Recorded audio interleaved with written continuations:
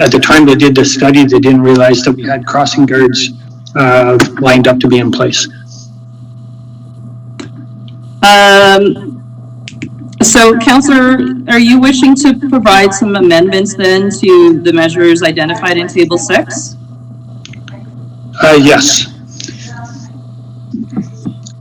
So, the amendments would be as follows. Do not remove the crossing guard signs. Add 3 more at Patterson and Ottawa and Menzie. Sorry, can you repeat that? Add 3 crossing guard signs at the intersection of Ottawa and Patterson and Menzie.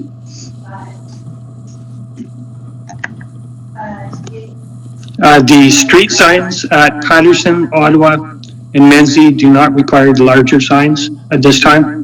So actually, I'm going to suggest that this is going to be a really complicated discussion to have with several amendments. I'm going to ask if the clerk can jump in to suggest a process here. If there's issues with the Table 6 mitigation measures, I don't think that we can have 3 amendments just right here. And I wonder if there's if this needs to come back as its own item with further discussion, because just in terms of logistics, this is going to be quite difficult to do 3 amendments. So, Madam Clerk, I'm just looking to you if you can assist in what a process could be to deal with the concerns Councillor Dalgety has raised. Hi, the clerk here. So, from my understanding, Councillor Dalgety, you have 3 amendments based on what you guys approved on March 3rd at Committee of the Whole. Yes, that's correct. Okay, so I'm just pulling up the memo from Parsons. Pulling up. So as it stands, all of Table 6 has been approved. So you would like to not approve parts of Table 6, correct? Madam Clerk, if my memory is correct, I believe Councillor Maiden spoke on these items during the CAL meeting. So there was some differences in Table 6 based on her discussions at that time. Okay, I'm just going to, so the motion that was approved at March 3rd is that the Committee of the Whole recommend Council receive the technical memorandum prepared by Parsons dated February 18th as information, and then that Committee of the Whole recommend Council direct staff to implement the recommended mitigation measures identified in Table 6 on the memorandum in 2020, and that Committee of the Whole recommend Council direct staff with respect to any other potential mitigation measures identified in Table 7. So Table 7 will be brought forward at a later date, but we still have all the Table 6 items. Madam Clerk, I'm going to just jump in here. It's really quite difficult to hear you, and I think that we're going to need you to repeat what you have just said. I don't know if it's possible. There seems to be a lot of background noise. I think it's, oh, here, I'm good. I'll run into your office. Because I think it's, I'm live streaming something. I'm CEO Kelly's office. I think there's background on my computer because I'm the one who's live streaming. Okay, so in terms of amendments to Table 6, Councillor Dalgety, so the way that the Committee of the Whole passed it is as the motion you read right there. So there's certain portions you want to now change, so I would do them as each. I would say, why don't we, Mayor Lowry, approve the first, just receiving it as information. So we divide the question, we won't, and then Table 6 will have to do 3 separate amendments, and I think 3 separate votes on the changes that Councillor Dalgety would like.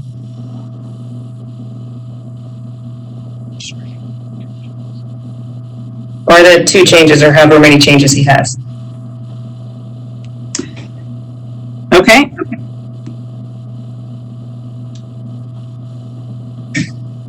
So I'm going to go back then to the Ottawa Street study and the information that we are receiving from Parsons. This do I need to split the question then with a vote? Okay, with the mover and seconder. Okay, sorry, I was on mute. I think it's fine if it's okay with the mover and seconder just to proceed with the first one. So call the vote on receiving it as information, and then we'll do them as amendments. We'll do the next one. Is that okay? So mover was Deputy Mayor Manelli, and I believe seconder was Councillor Ferguson. Is that okay with the mover and seconder to split the question? Yes to the question, but could we just not have the amendments prepared and then voted on for the next meeting so it doesn't take as much time?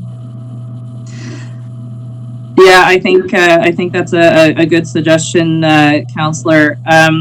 I would appreciate if there's large changes like this to something. It's quite awkward procedurally to be doing this on the phone conference.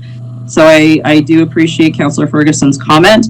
To move through this report, I'd like to be able to receive the first portion, and then we'll decide what we're doing with the second portion. So we are splitting item 1 and item 2, and within item 1, we're splitting the two of them as well, so that we're only receiving the Ottawa Street intersection study. Table 6 will be looked at separately. Is that's okay with the mover and seconder, Deputy Mayor Manelli? That's fine. Okay, and Councillor Ferguson? Yes, fine, thank you. Okay, so we are only looking at the first portion of the Ottawa Street intersection study. The recommendation from the committee of the whole being that council receive the technical memorandum prepared by Parsons dated February 18th, entitled Mississippi Mills Traffic and Safety Review as information. I'm going to go through the list. If anyone has a comment on this, starting with Councillor Holmes. Any comment on the first portion of the Ottawa Street intersection study? No comment.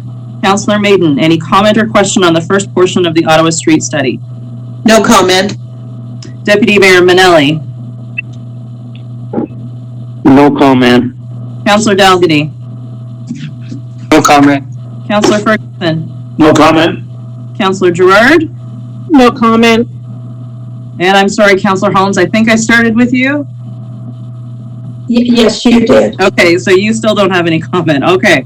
So now we are going to vote on just the first portion of the Ottawa Street intersection study to receive the report.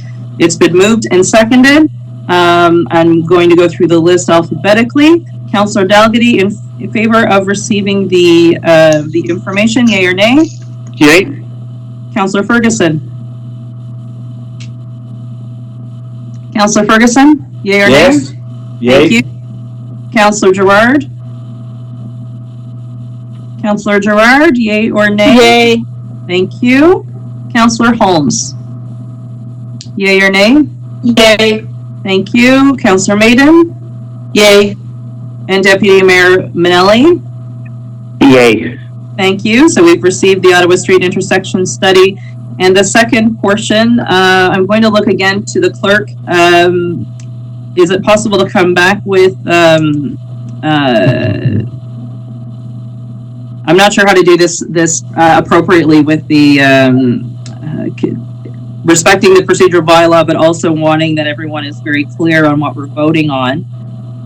Would it be appropriate that we direct staff and to take any comments from council members, and this portion, the table 6 portion, come back? Would that be an appropriate action, Madam Clerk? We can move to defer this to the April 21st council meeting, and then we can have an action item underneath that staff will work with, if it's Councillor Dalgety or any other councillors who would like to see some amendments, and we can have a memo included in that March or April 21st meeting on this item. Okay. So you're suggesting a deferral to April 21st? Mm-hmm. And that this item, sorry, could you repeat it again? So this item is going to come forward on the 21st. Mm-hmm. And leading into that meeting, you would be having discussions with council members, or it would be after that? It would be leading into the meeting, so we have the a memo drafted for all members of the public and of council to see what amendments are being proposed. Perfect. Can you provide some wording on that for us for a deferral? You could say, and you could just have a vote on deferring that until March 21st.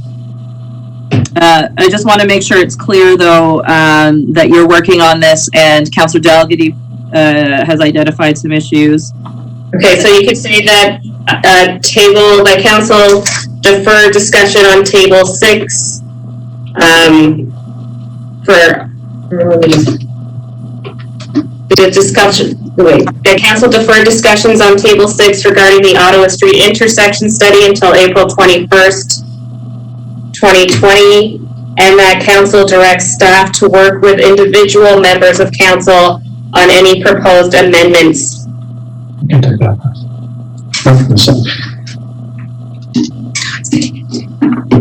Okay, but she can't share this screen with us here.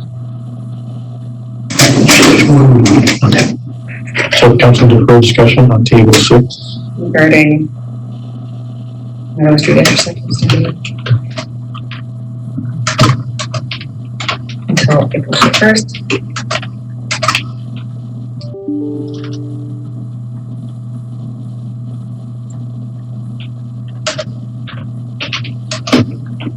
And that council directs staff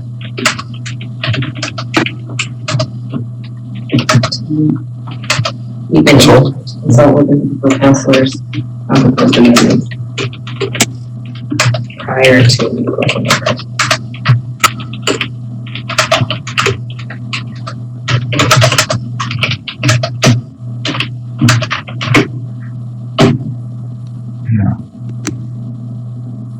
Can everybody read that on the screen?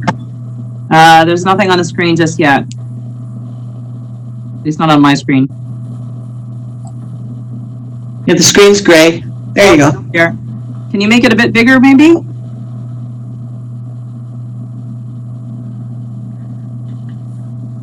There we go. So council defer discussion on table 6 regarding Ottawa Street intersection study until April 21st, 2020, and that council directs staff to consult with individual councillors with individual amendments prior to April 21st. I think we need it prior to the agenda coming out, right? So when would that date be? The 18th? If we have the... prior to April 16th. Okay, so prior to April 16th? Okay, perfect. Thank you for that. Do we have a mover and seconder for this deferral? Sure. So we can look at table 6? Councillor Dalgety. Yes? We're going to have to give us a minute there, Mayor Lowry, just to get back to screenage here Okay. and start back out. Just 1 second. I wrote down what you originally said. Okay. So.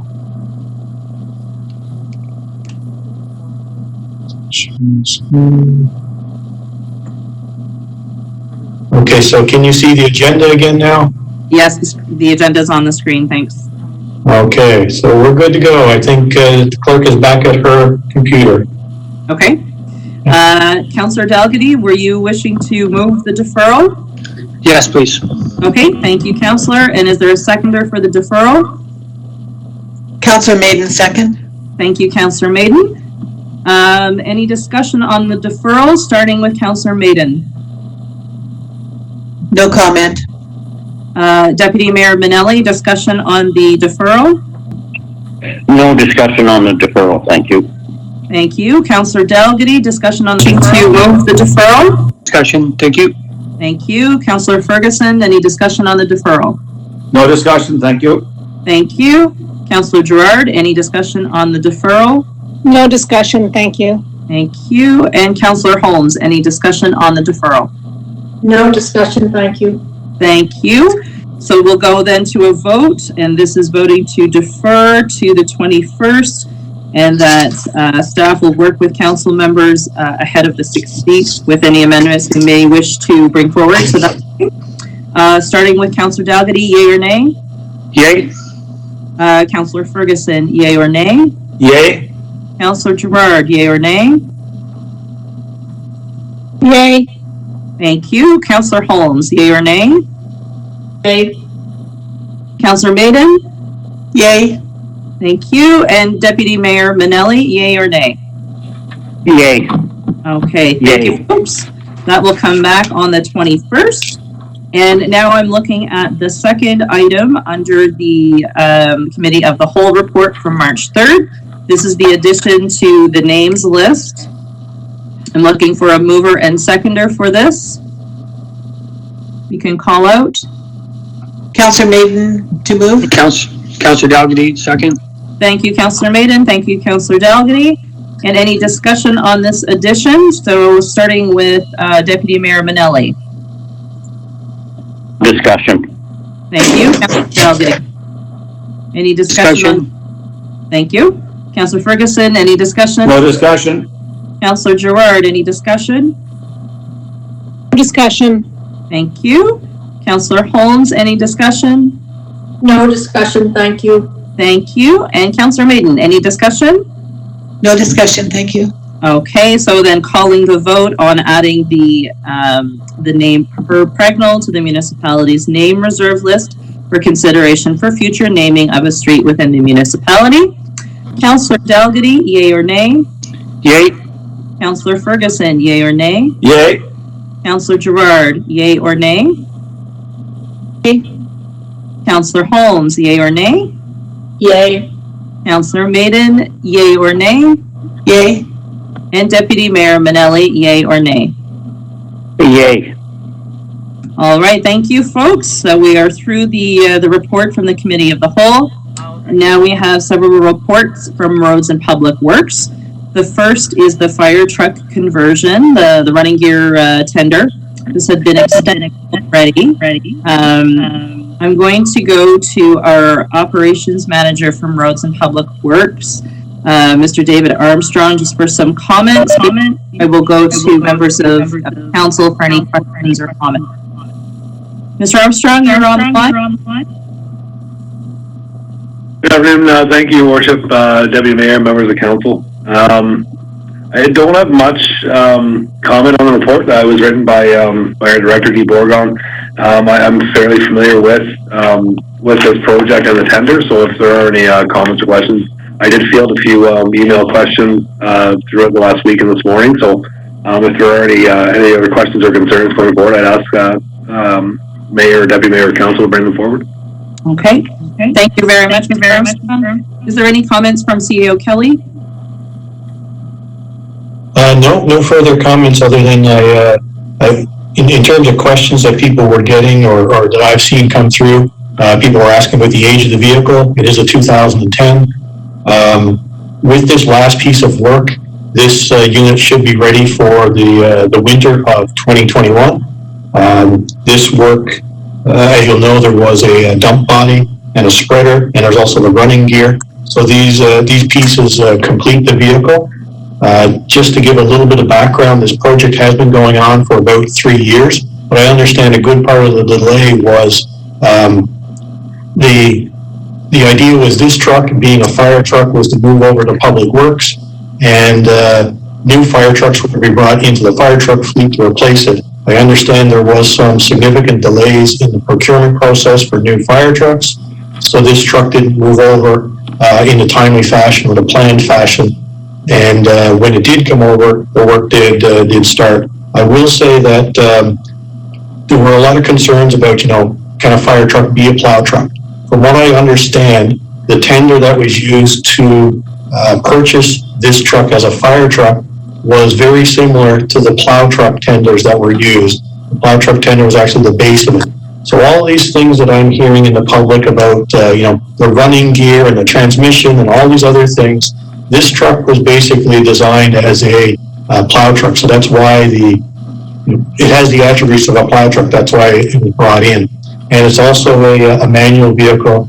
And probably one of the most telling features, is that it has a Cummins engine in it as opposed to the other fire trucks in the fleet that have max force engines. If anybody follows heavy equipment, the max force engine designed by Navstar is a disaster and has been a disaster for a long time. And the company almost went bankrupt due to that. I've had max force engines in vehicles in the past, and you spend more replacing those engines and fixing those engines than you do on the vehicles themselves.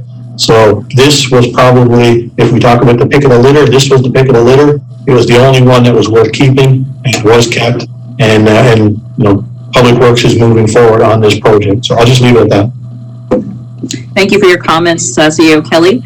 So I'm going to turn to council if there's any comments or questions on this recommendation. And I believe I'm back to the top of the list. So Councillor Dalgety, do you have any comments or questions? I'm not sure if our treasurer is there today. I guess I can put it to CAO Kelly.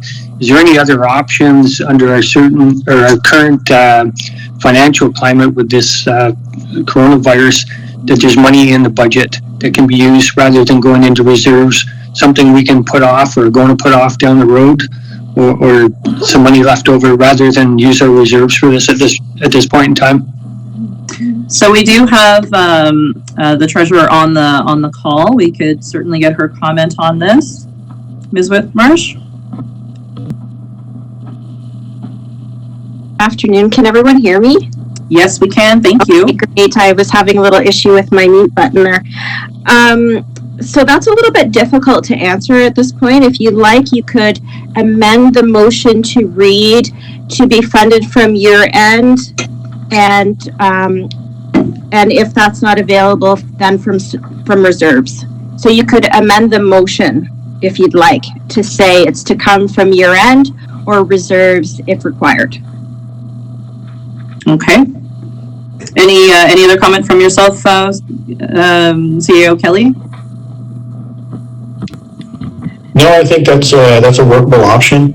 I will note that I think it's about $19,000 that you will be looking for from reserves. So I do think that we have that money in reserve that can be used for that purpose. But if you're looking for options, year end, which means, you know, once we get to the end of the year, if there are surplus funds or funds that haven't been expended, they will be used to fund it at that point in time. So it's an option. Councillor Dalgety, can you hold your amendment until we've had comments from everyone, and then I'll come back to that amendment? Sure, no problem. Perfect. Thank you, Councillor Dalgety. Was there any other questions or comments? Okay, so Councillor Ferguson, any questions or comments? Comments, I don't think 19,000 on the reserves is too much now, rather than work around and everything else to year end. I think 19,000 is acceptable. Okay. Councillor Gerard, any comments or questions about the recommendation? Yes, actually, through the chair, I assume this would go to Public Works, or with regards to is this the final cost on this, or is there going to be certification and making it roadworthy? Are those going to be extra costs, or are we now dealing with the final figure? Mr. Armstrong, you can respond to? Yes, through you, Your Worship. Yes, Councilman, all the costs you see here are the final capital costs. There'll be some minor administrative costs that would go through operating, but nothing out of the ordinary for this piece of equipment like any of our other ones. Any further questions or comments, Councillor Gerard? I guess my question is, if we're told that it's going to be to buy a brand new truck would, or not a new to us truck would be $240,000, and we've been waiting for 3 years. How much does it cost us for rentals? I would like to see if I can get a breakdown of how much it's cost us to wait for this truck and how much it's actually going to finally cost us when this project's done.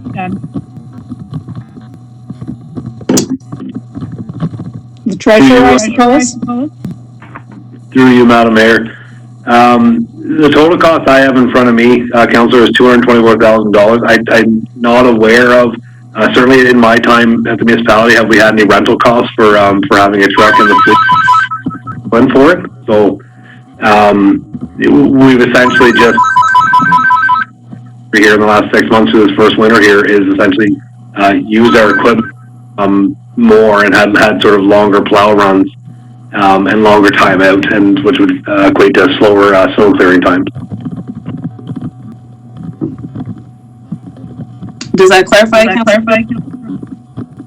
I guess through the chair to the treasurer, would we be able to get a breakdown? Because I thought when we looked at the budget in the earlier part of this year, we were told that our rental costs were about $100,000 or somewhere abouts there. I'm just wondering if you can tell me if there is or have there been extra costs due to the weighting of this vehicle? To the treasurer? Thank you, Mayor Lowry. I am not aware of any rental costs associated with this vehicle, and I'm actually not sure what you're referencing. We did pay to the fire department to purchase this vehicle from them. That's the only other cost that I'm aware of, other than the required cost to get the truck converted from then from a fire truck to a plow truck. I was actually referring to the rental of snow plow. That was what was on our budget.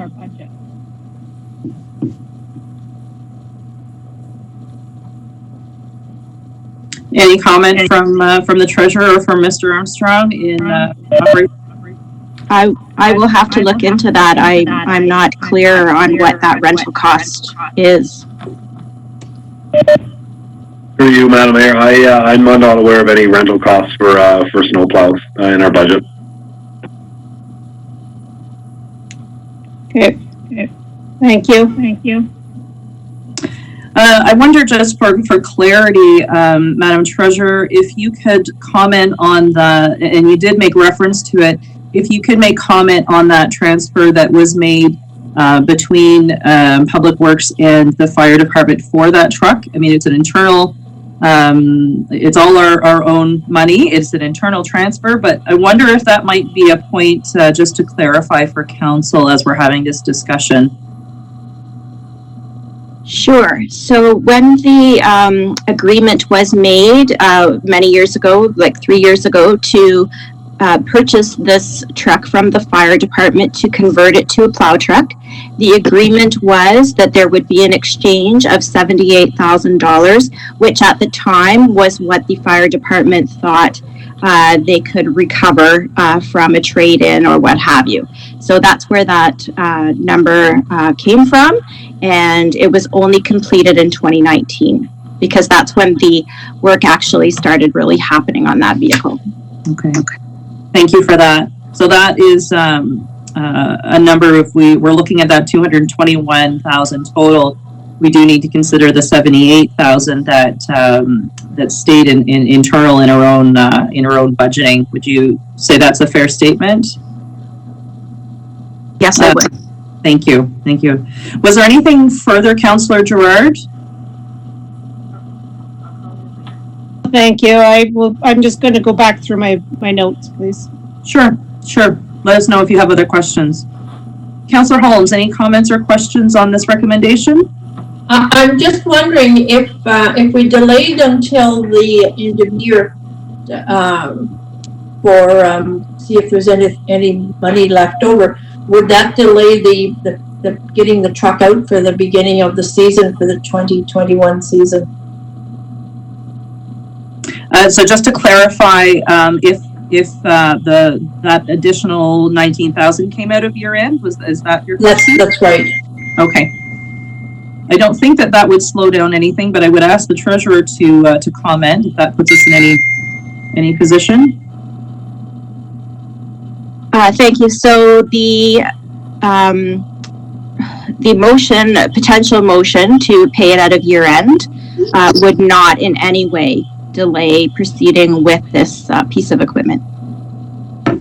Thank you. Just to make it clear for everyone, it's the acceptance of the like there's a time limit on the tender. That's the part that is the challenge.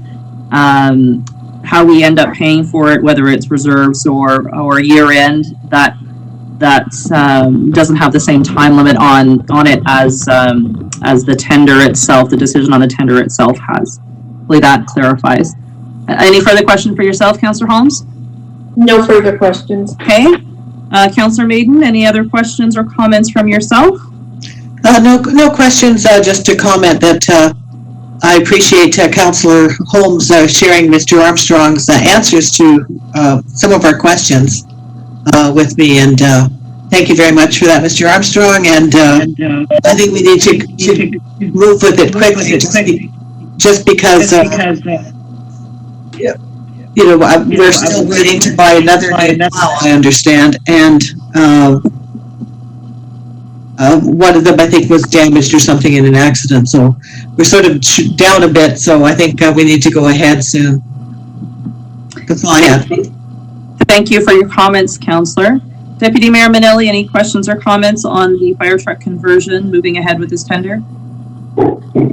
Just a couple of quick ones. On the money end of it, I don't think it much matters where it comes from, due to the, as the events unfold, I think we're going to be shuffling money around. So to me, it doesn't matter if it comes out of reserves or end of year. And another thing about the truck, I think we're forgetting about the $60,000 that we didn't have to pay for that truck. Is that correct, or? Do you mean the $78,000 that was transferred? Yeah, so it's our own money, so that's it's not really 220, really, is it? It's no. Minus that 60. Yeah, exactly. Yeah. No, that's a good point, Deputy Mayor. Any other questions or comments? Okay, so then I'm going back to Councillor Dalgety. You had an amendment. You would like to see that I'm looking here, the additional funding, that additional 19,000 coming from either year-end surplus or reserves if the surplus isn't available. Is that, am I capturing your amendment correctly? That's correct, Mayor Lowry. Okay. I'm just kind of on the side of caution here. I do want this to go ahead. I do like to play it safe. If there is money in the budget somewhere along the line, great, and if not, wait till the year end and do it that way. Okay. And I move that motion, please, or amendment. Thank you for the moving of the amendment. Is there a seconder for the amendment that the additional funding would come from year-end surplus? Councillor Maiden, I would second. Okay. And comments on this amendment, Councillor Ferguson. Any comments? Any comments, Councillor Ferguson? No comments. Thank you. Councillor Gerard, any comments on this amendment, this proposed amendment? My only comment was that we were told it was going to, the conversion was probably going to cost us about $62,000. So this is about, 30% increase. So I just thought that would be something we should look at. Just looking at comments from the amendment, we're only speaking to the amendment. So the amendment is to have the additional funding come from year-end surplus. If that's not available, would come from reserves. Any comment on that specifically? No comment. Okay. Councillor Holmes, any comment on the proposed amendment? No comment. Thank you. Councillor Maiden, any comment on the proposed amendment? No comment. Deputy Mayor Manelli, any comment on the proposed amendment? No comment, thank you. Okay, and Councillor Dalgety, did you have any comments on the proposed amendment? No comments. Okay, thank you. So I'm moving to vote on the, actually I'm going to jump in to see if the clerk can let me know. We need to vote on this amendment separately and then vote on the amended motion. Is that correct? Yes, that is correct. That's too bad. That's a lot of voting. All right. So voting then in favor of the amendment specifically, Councillor Dalgety. Yay. Councillor Ferguson voting for Yay. the amendment. Thank you. Councillor Gerard, the amendment. Yay. Thank you. Councillor Holmes voting for the amendment. Yay. Councillor Maiden voting for the amendment. Yay. And Deputy Mayor Manelli voting for the amendment. Yay. Thank you. So the amendment stands. So now looking at the amended recommendation, we've had comments from everyone. So now we're voting on the amended recommendation. This is that council direct staff to award the contract for tender number 20-04 2019-2020 all running gear and complete install of supplied all-season dump body / spreader and assembling unit complete to Gincor Industries in the amount of $88,931 plus HST as detailed in the report by the Director of Roads and Public Works dated March 17th, 2020, and the additional funding coming from year-end surpluses if that is available and otherwise coming from reserves. Trying to remember, I have a mover and seconder for the amended motion. Is that correct, Madam Clerk? Yes, it is. Okay, so we're looking then to vote on this motion. Councillor Dalgety, yea or nay? Yay. Thank you. Councillor Ferguson, yea or nay? Councillor Gerard, yea or nay? Nay. Councillor Holmes, yea or nay? Yay. Councillor Maiden, yea or nay? Yay. Thank you. And Deputy Mayor Manelli, yea or nay? Yay. Thank you. That carries. We're going ahead with that tender. So we're now moving ahead to the Almonte Drinking Water System Report. The recommendation that Council receive the 2019 annual summary report for the Almonte Drinking Water System pursuant to the requirements of Ontario Regulation 170-03, the Safe Drinking Water Act of 2002. So this is legislative required reporting that we must do. I will first go to our environmental compliance coordinator, Abby Armstrong, and then we do have two members of the Aqua team here to give some highlights from the report. But I will first go to Abby Armstrong. Ms. Armstrong, any comments you wish to highlight to council? Thank you, Mayor Lowry. Right now, just in addition to this, with regards to COVID, we have been speaking with the ministry with regards to reprieve. And due to the fact this does have to be approved through resolution by March 31st of each year, obviously we're past the date, but I was corresponding with our inspector, and she did provide additional forms so that we can complete them for, it's a form of relief from regulatory requirements. So that's something that we'll be completing later, but aside from that, if you have any questions, certainly Aqua's on the line to answer them in detail. Perfect. Thank you, Ms. Armstrong. And we have the Senior Operations Manager, Shane Hogan, and the Process and Compliance Technician, Allison O'Connor, on the line. Is there any comments either of you would like to make to council before I go to them for questions? And just Mayor Lowry, both Shane and Allison are now off mute, so they should be able to speak, and everybody should be able to hear them. Perfect. Thank you, CEO Kelly. This is Shane Hogan, Operations Manager for the cluster for Ontario Clean Water Agency. The report went fairly well. There wasn't any things that glared out at us. Just some minor things here and there, which are just usually clerical issues with our reporting and stuff like that, which have been corrected. There were some comments that were given about questions that were given to us by the councillor. Those have been answered, and but we didn't see any glaring issues with the report. It looked really good, and we did a very good inspection this year. Excellent. Thank you for your comments. Was there anything that you might want to add, Ms. O'Connor? No, Shane said it all. Thank you.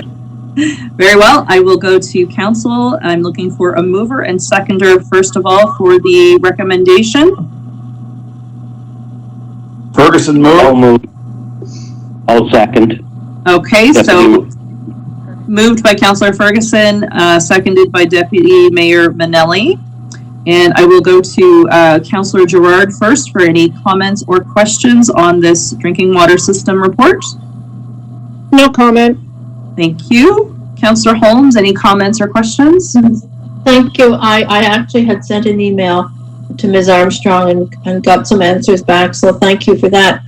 I do have one, just a minor question here, just because I'm curious about it. The range of the E. coli results, I see that well 3, there's a 1 in the maximum. I guess my question is that normal to have E. coli sometimes in the wells, and where do you think it's coming from? I'll go to Aqua for comment on that. Yes, periodically you will get a hit, especially when it's just like a number 1, which is just one count, and that's raw water. As you may know, that's the raw water source, not the treated water. So yes, periodically you do get a hit once in a blue moon. So it's not rare to see them come up once in a blue moon. Okay, thank you. You're welcome. Councillor Maiden, any comments or questions? Yes, I was wondering if the Aqua people online might comment on the level of sodium in the water and over time and from previous reports to now, and is it going up? Okay, this is Shane Hogan through the chair to councillors. It's not going up. We have noted it. We've talked to the medical officer of health about it. It's in the reporting. So we haven't noticed an increase. There is the presence of higher levels of sodium. They do exceed the drinking water guidelines or the recommendations for the drinking water guidelines. So it is of a higher level. That's what my comment is. But we're open and transparent with it, so the public is aware of the residuals that are there. So if anybody has any health concerns with them, if they talk to their medical practitioners, they can give them advice and direction on what they need to do. Thank you. Deputy Mayor Nelly, any questions or comments? Questions or comments? Just the about the salt in the water. That's been an ongoing persistence since the last 20 or 30 or 40 years. They actually shut one well down because of it. So it's not a big deal. It's just the guidelines the government set out. Well, it is a big deal, but it's not that big of a deal. Thank you.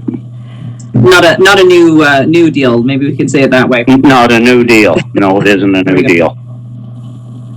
Councillor Delgady, any comments or questions? Through the chair to the Aqua Group, for the HPC samples, the highest range was 52. At what rate would be of a concern? This is Shane Hogan from Ontario Clean Water. If we started to get hits of HPC above 300 to 400, then we'd be concerned. Those are just an indicator bacteria, which they're not harmful, but they show that some type of organic growth is occurring. So we're looking for numbers that are well above 100 to 200 to 400, somewhere in that range. If we start to see that start to grow, then we notice there's an issue. But lower numbers that are below 100, they do come up every once in a while. Thank you. And Councillor Ferguson, any comments or questions? Nope. Okay, thank you very much, and thank you for the information from our Aqua team, from Shane Hogan and from Alison O'Connor for being on the call. Seeing that there is no other further questions or comments, I'm going to move to a vote. Starting with Councillor Delgady, yay or nay in favor of receiving this report summary? Yay. Thank you. Councillor Ferguson, yay or nay? Yay. Councillor Gerard, yay or nay? Yay. Councillor Holmes, yay or nay? Yay.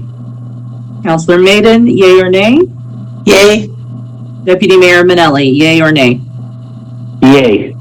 Thank you very much. Yay. So we have received that report, and I thank you again to have Aqua on the call with us for that. Our next report is the extension of seasonal employment contracts.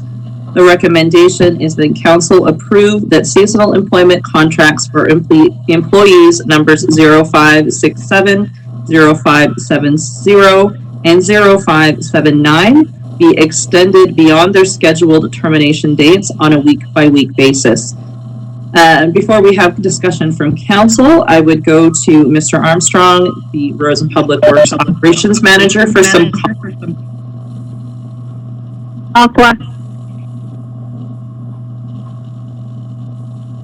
So Mayor Lowry, I was just going to say, I think the Aqua people are leaving. Has left the meeting.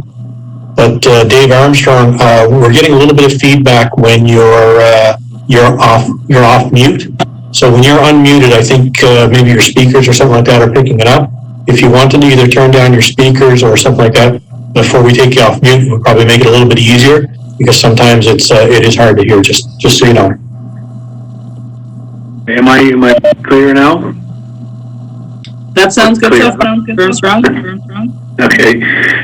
So Guy and I had a few meetings with us over the winter, and just trying to utilize the seasonal contract staff we have just into the spring and possibly into the summer months. When sort of reviewing our level of work. Has left the meeting. We are kind of short-staffed in getting through our spring maintenance program, as well as into the summer, just with routine maintenance. So we were looking for to continue 3 of these staff. Each of these 3 staff approached me and asked about extending their contract. One of them has extended, I believe, in the previous 3 years each. I had a few questions that I fielded this morning and a couple more earlier in the week, but I will leave it to council for comments or questions. Okay. Anything further to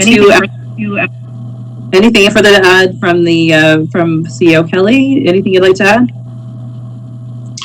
Just that I think the gist of this is having people available, and I think we are going through some unique circumstances here, and we are very concerned if we do have a shortage of staff. I think the plan is to keep these on until about mid-June. It's not all of them, but it is a portion of them. And given the timeliness of the pandemic and a potential for staff to actually either be in self-isolation or to potentially pick up COVID, heaven forbid, hopefully that doesn't happen to any of our staff. But if they do, we are going to need extra people to fill in. So having some extra people that we can call upon is not a bad thing at this moment in time. It is prudent, but I do believe we do have enough work that we can have these people busy anyway, and that they will not be looking for things to do. I think Mr. Armstrong has a long list of things that he can have these people working at up until mid-June. Thank you for that comment. So I will go to, actually, I don't have a mover and seconder yet. Is there a mover and seconder for this recommendation? Councillor Maiden, move. Thank you. Councillor Holmes, the second. Thank you. So it's been moved and seconded. I'm going now to council for any questions or comments you may have on this extension of seasonal employment contracts. And I will go to Councillor Holmes for questions and comments first. Thank you, Mayor Lowry. I guess my question is around the summer student and not hiring a summer student this year. My understanding from some conversations I've had around Wild Parsnip was that student last year, at least, and the year before, was very important to the Wild Parsnip program. So I guess I'm wondering who will pick up that task if we do not hire a summer student. I'll go to Mr. Armstrong. Yes, thank you through you, Madam Mayor. As I answered in my previous email, Councillor Holmes, I don't know what the level of involvement the student had historically. I know we still have an engineering student that I know helped with a lot of the data collection and GIS programming for Wild Parsnip previously, but I believe with this summer student, they're more labor employees in the field helping our operations.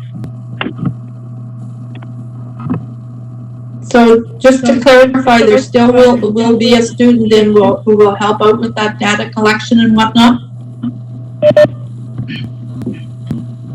Through you, Madam Mayor.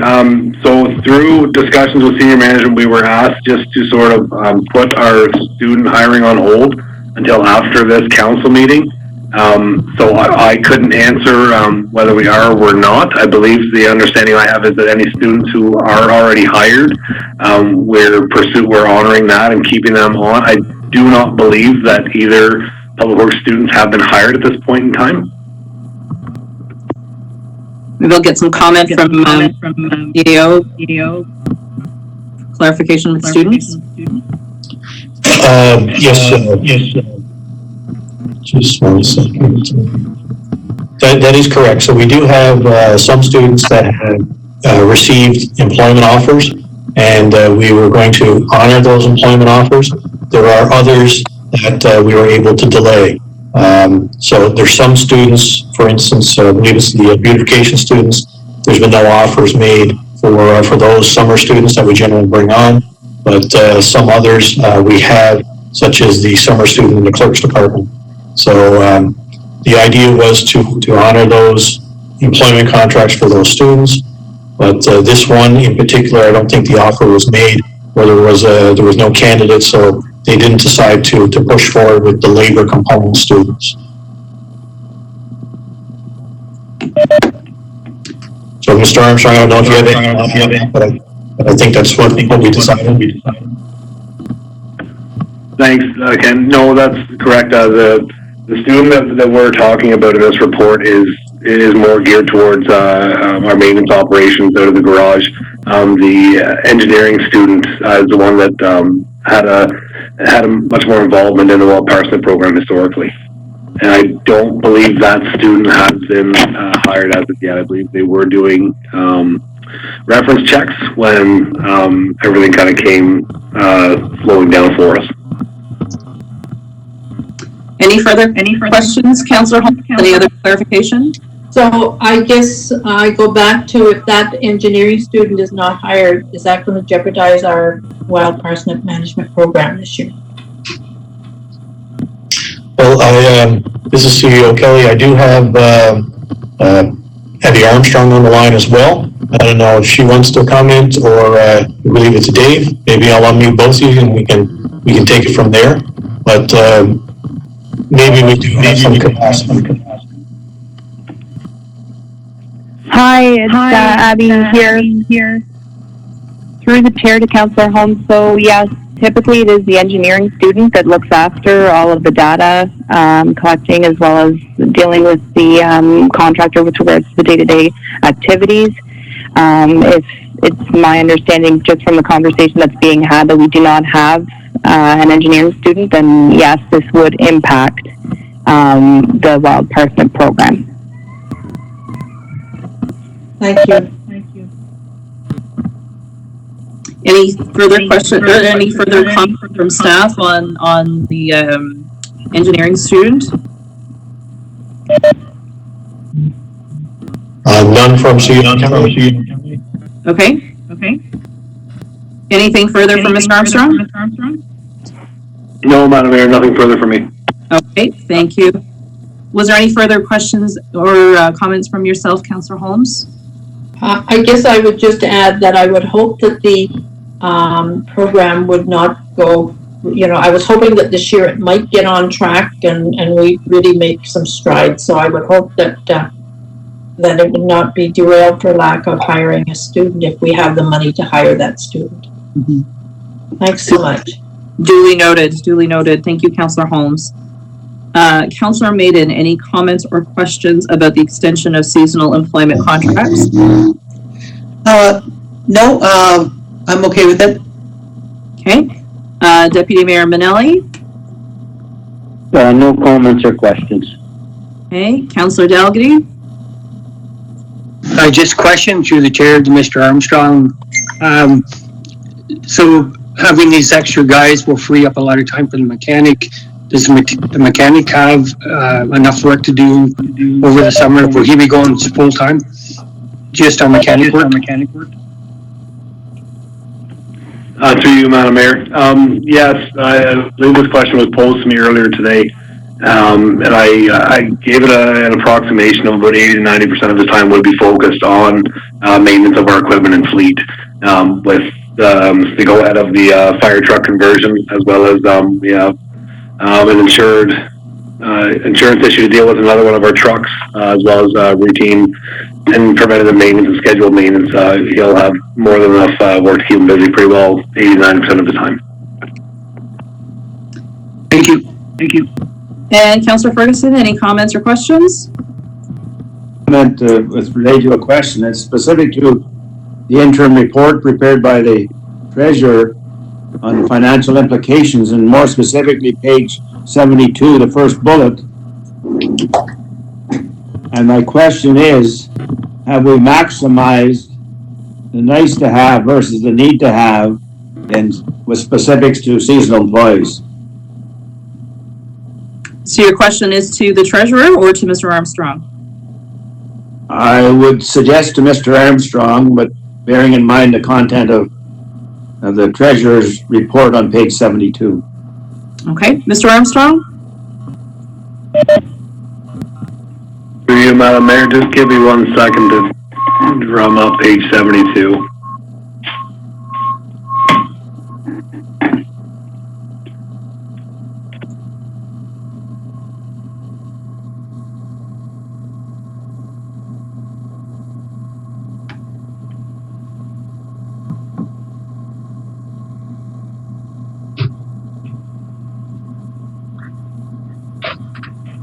Madam Mayor, Councillor Ferguson, could you repeat your question?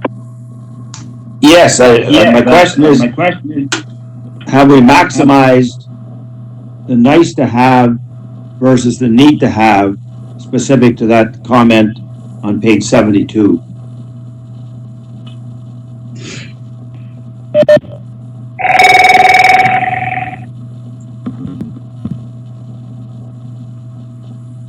Through you, Madam Mayor. I don't believe we have, Councillor Ferguson. A lot of the work we're asking these seasonal employees to do bases back to minimum maintenance standards regulations. We're sort of having 3 guys in the roads department of each of our garages for 500 some kilometers of roads. It makes it a challenging task to have everybody at every place all the time. And certainly now we just would like to make sure that we're keeping a service level that everyone's most accustomed to and is sort of expecting at this time. Good, thank you. Thank you. Councillor Ferguson, I think one thing we can consider too is that this is extensions on a week-by-week basis. Certainly the situation with the pandemic is changing on an hour-to-hour basis. So what happens right now, what happens next week, what happens 2 weeks from now may be quite different. But the need for some bodies to help with the work is there now. It may change in coming weeks. And I'm sorry, I lost track again because I'm moving through the list differently here than I did last time. Councillor Gerard, had you had an opportunity for comment yet? No comment, thank you. Comment, okay. So we've had comments and questions from everybody on the extension. There is a mover and seconder for this recommendation. I'm going to go through our list then to solicit voting. So Councillor Dalgety, yay or nay in favor of the extension of the seasonal employee contracts? Yay. Thank you. Councillor Ferguson? Yay. Councillor Gerard? Sorry, can you repeat that? So we're voting on the extension of the seasonal employee contracts. The recommendation is that council approve that the seasonal employment contracts for employees number 0567, 0570, and 0579 be extended beyond their scheduled termination dates on a week-by-week basis. You in favor? Yes or no? Yay. Thank you. Councillor Holmes, yay or nay? Yay. Councillor Maiden, yay or nay? Yay. Deputy Mayor Minelli, yay or nay? Yay. Thank you. That passes. Thank you very much, everyone. And our last report from the Roads and Public Works area is the waste management garbage collection extension. The recommendation that council approve a 1-year extension of the municipality's garbage collection contract with Waste Management Limited to May 31st, 2021. Is there a mover and seconder for this recommendation, first of all? Councillor Maiden, move. Thank you, Councillor Holmes, second. Thank you, Councillor Holmes. And it will go to our Environmental Compliance Coordinator, Abby Armstrong, for some opening comments. Hi, thank you, Mayor, to everybody in council. We have our waste management contract that expires May 31st, 2020. We presently have it with Waste Management. In the fall, we reached out to see if they would look at an extension. Per our contract, it allows for 3 1-year extensions with no amendments or cost to the contract. So they did agree with that, and there should be an attached letter. I'm not sure if the clerk had attached it, just indicating their agreement in moving forward. And it does fall, or it should fall within the budget that was budgeted at $714,000 for the 2020 garbage collection budget this year. I believe that was brought forward August, September was when it was calculated by the Director of Public Works. Okay. Any further comments from CAO Kelly? I will just add that within that contract, there is a CPI escalation every year, which comes about in June. So the amount that's put forward, I do believe is a budgeted amount that includes an estimation of the CPI, but that's yet to be confirmed. And with regards to the letter, I have seen the letter. It does say that Waste Management is interested in bringing or participating in this for another year. However, there's no real detail in that letter. It just basically confirms that, and it does say that they're confirming and they're happy to work with us. So Waste Management is on board. So I'm going to go through the list for some questions and comments, starting with Councillor Holmes. Any questions or comments about the extension? No, thank you. Okay. Councillor Maiden? I had spoken a little bit with CAO Kelly, asked a few questions because the chart that was attached shows that we pay quite a high amount compared to neighboring municipalities for pickup. Given that this contract, I think, has been in place since 2012, and if I recall the garbage pickup before, there was very little recycling, and this seemed to be like a big improvement to me. But at the same time, I agree with the CAO's suggestion that perhaps we do a comprehensive review of the service and so forth, and what are we getting exactly for this compared to what our neighbors are getting. But otherwise, at this point in time, it's kind of a late date to renew. We only have till May, so yeah, I would support renewing it for another year. Okay, thank you for those comments. I appreciate your point of view of wanting to review some options, but going ahead to extend at this point. Deputy Mayor Manelli, any comments or questions? Just that last meeting we increased the garbage from 1 bag to 2. Was the contractor notified that the garbage could double in the next couple of months? Mr. Armstrong? Hi. Oh, sorry. Yes, wrong Armstrong. Ms. Armstrong. Hi, through the mayor to Deputy Mayor. Yes, I reached out, and since the date that we the council had directed us to follow up, so we should have numbers within the next week or two, so that we can do a comparison. I also reached out to our recycle contractor to keep an eye out on what, if there is a difference between how much is actually being recycled or not. So hopefully we'll have a good comparison and correlation. I hope so too. Councillor Dalgety, any questions or comments? No comments. Okay. Councillor Ferguson? Well, yes, a couple comments. One, yes, I totally agree with the review, and certainly I think a comparison with North Grenville would be in order. If you're looking at it, the attachment, 3,300 difference in population and significant difference in tons collected, tons disposed, and there's not a significant difference between the contract. So, well, there is $300,000, but there is significant comparables there. I think that should be reviewed. Thank you. And Councillor Girard, any comments or questions about the extension of the waste management contract? No questions. Okay. So we have a mover and a seconder. I'm going to ask a question to the clerk.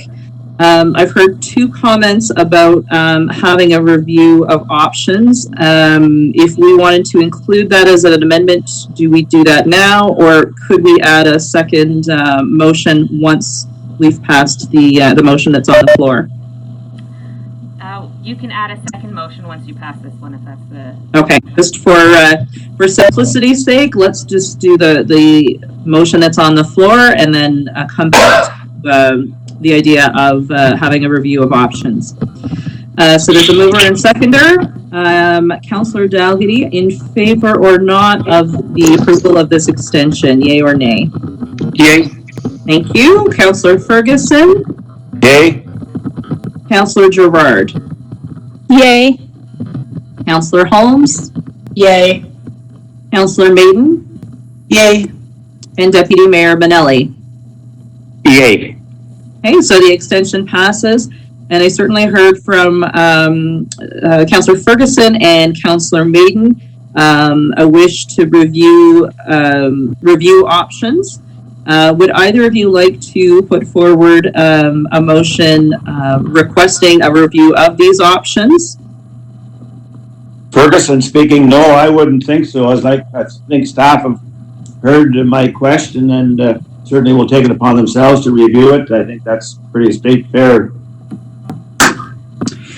So I'm asking if we want to direct staff to go ahead with a review of those options and bring it back to council. Councillor Maiden here. I would like to ask staff through the chair to start a comprehensive review of the garbage and recycling for review before the next extension happens. Kind of leaving it open a little bit time-wise.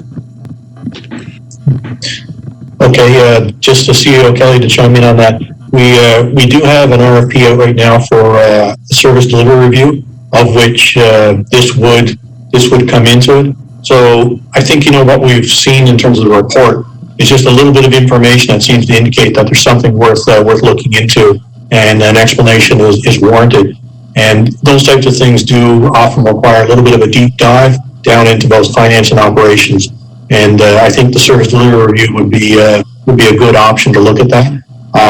That RFP is closing, and I guess once we get those in, we see what the work plans are for the consultants. Maybe we could decide whether something else is done or if the timing for those reports fit best. But definitely on our radar. Councillor Maiden and Councillor Ferguson, absolutely on our radar. So my question then to CEO Kelly: do you see a need of having this as a direction that's like tracked? If we have a motion, it's much easier to track this. Do you see that as a necessity, or working simply through the SDR process?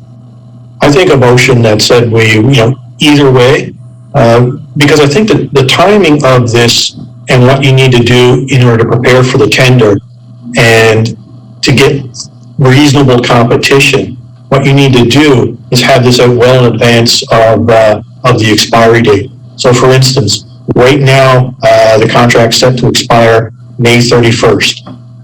You're only going to get basically the current contractor and maybe somebody who has some spare vehicles lying around with nothing to do to bid on this contract, because there's very little time to prepare if they were awarded this contract between now and May 31st. In actual fact, by the time we get the tender out, get it evaluated, and back to council and awarded, you probably only have a couple of weeks to prepare. So this really is something that does need 6+ months in order to really generate good competition. And if you're doing these things without that, you're not going to achieve the results I think that you're looking for, which is good competition, good pricing, and good contractors. So I think what we could do, speaking to your point of do we need to put something on the table, I think it would be warranted to have a motion that said staff are directed to bring something back by end of August 2020 in order to prepare for this. Either way, whether we're doing it in the service delivery or we're doing it separately, because that's the timing that you really need this in. In order for you to consider it and give direction, you need this before you by August 2020. Thank you for that clarity, CEO Kelly. So coming back then, it was a comment that came forward as council provided their questions and comments.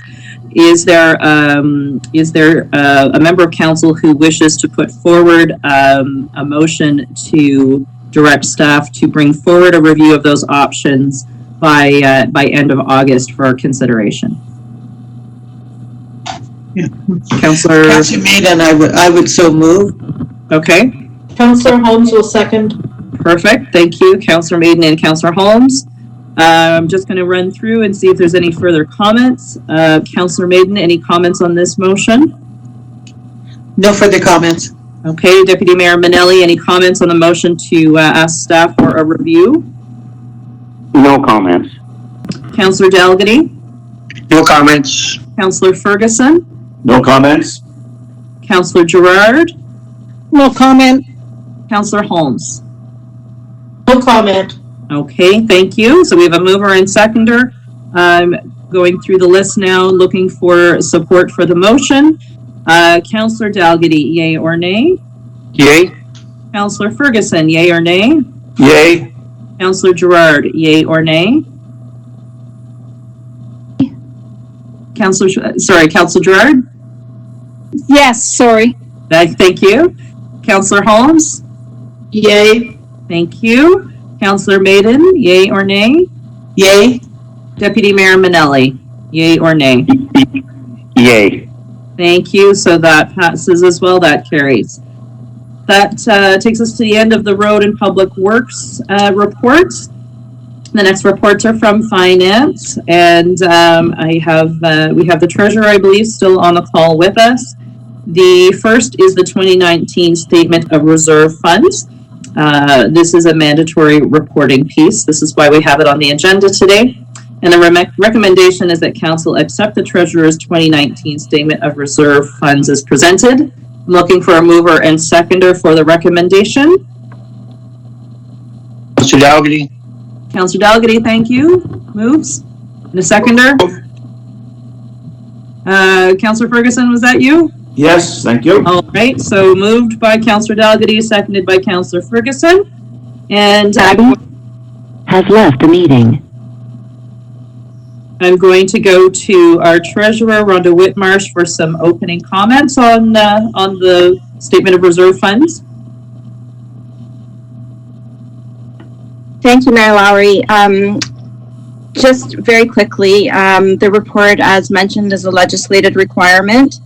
In 2019, we collected just over 1.9 million in development charges, earned interest of about 46,000, and spent 1.2 million in capital and operating expenses that were funded from development charges. On page 56 of the report, you can see how the monies earned, the interest earned, and the expenditures, how they were allocated by service area. And then on pages 57 to 58, you can see how the total expenditures of 1.27 million were allocated. The balance at the reserve fund at the end of 2019 is just over 2.7 million. Thank you very much, Madam Treasurer. Anything you may wish to add, CEO Kelly? No, other than the fact that you can see that reserves do come in handy. In particular, as we've always said, they are rainy day funds, and we are definitely in a situation where we have a rainy day and these funds are very important to us at this moment in time. So even as we get out of this pandemic and we do look to the future, it's also something for us to keep in mind that we do need to go back and refresh these reserves, because we may actually be drawing on them slightly over the next few months. Yes, timely comment.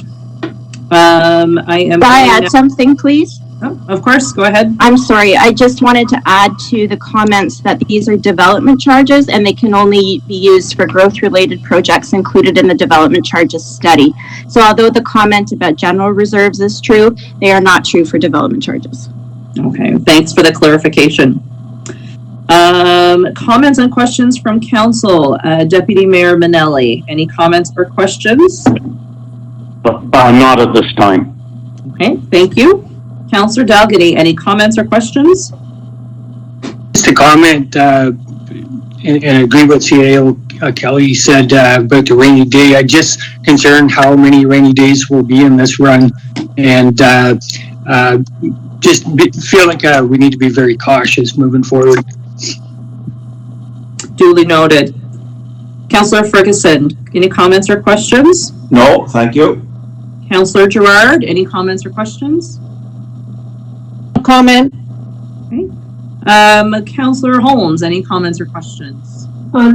Just a comment. I agree entirely with Councillor Dougherty and CAO Kelly. We may have a few rainy days ahead of us. Councillor Maiden, any comments or questions? Yes, I have a couple. I was going to echo what our treasurer had said about this is development charges reserves rather than reserves in general. I noted that the library charges, that had been up in the air, and now libraries can be funded at 100% of development charges rather than the 90%. There had been some lobbying to get that changed, and this government has actually improved the amount that we can fund for libraries to 100% of capital costs. And there was a letter from Watson and Associates that had been included in the canceled March 17th meeting speaking to this. And it looks like they're obviously on top of it, and with our potential library expansion going down the road, I would hope that maybe we remind them to work that into development charges for the library in Almonte expansion going forward. That's all I have.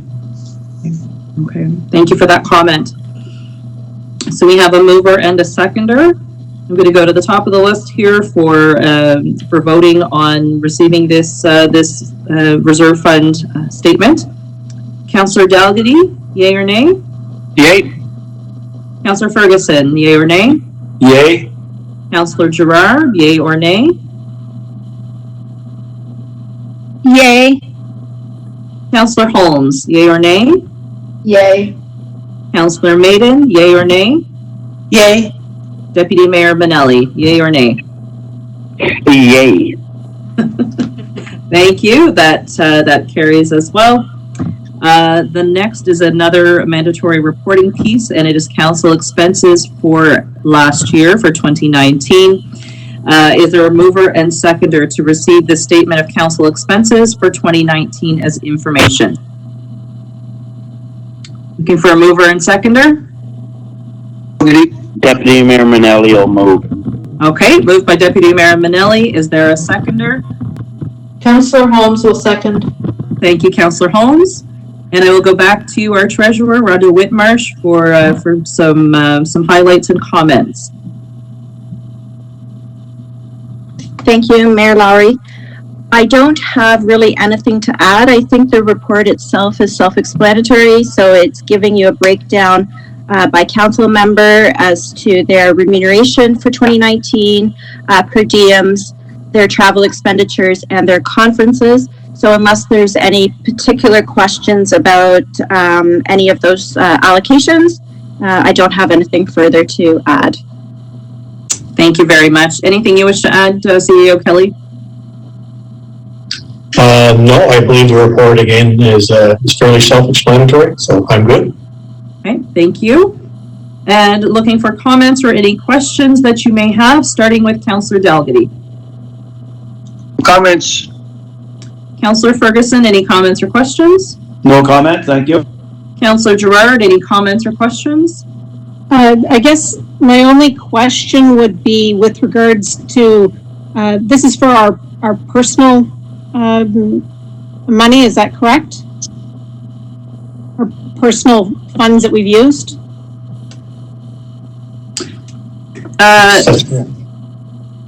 It's what you, we each have an allotment that we can use for professional development or for training. So okay. This is what it's being reported on. So my question to the treasurer is it obviously with regards to Bev Holmes and Councillor Holmes and I went to Roma and we shared accommodations, but it's showing she has paid for all of the, or she has taken the hit on all of the accommodations. So is that going to make a difference? Like, should that be cut so that it shows that that half is towards my allotment, not all for hers? Councillor Holmes here. The reason that happened, and I remember having the discussion with the treasurer, was because it was my visa that we used to check in. You and I shared a room actually to cut expenses, and it all ended up on my visa. So that's why it shows on mine, and I have no problem with that. Okay, that was my only concern, was that it would show that Bev spent more money than I did, so.